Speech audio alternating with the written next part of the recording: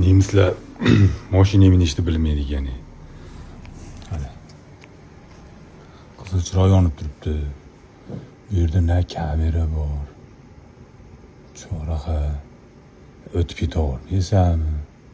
Yana palasadan 1,5 metr bu yoqqa to'xtab o'tib ketaver. Kamera yo'q.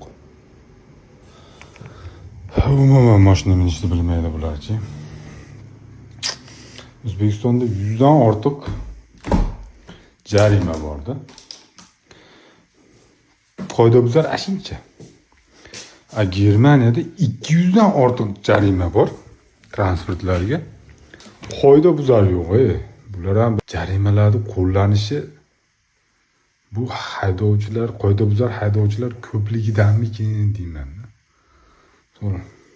Nemislar jarima joriy qilindimi? Shunchaki amal qiladi bo'ldi. Ular uchun muammo emas. Shu qoidani buzmasa muammo yo'q. Ketaveradi.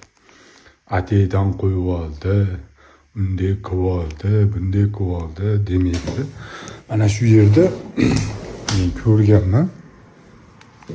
Mana shu teparoqda politsiyalar, yo'l patrullar daraxtni burchagida turib olib radarni ushlab turadi. Chunki bu yerda tezlik 30 belgilanganda kimdir 50 bo'lsa ham yuraveramikin deb burchada turishib oladida radarni mahkam ushlab turishadi. Lekin ularga ham hech kim tushmaydi-da.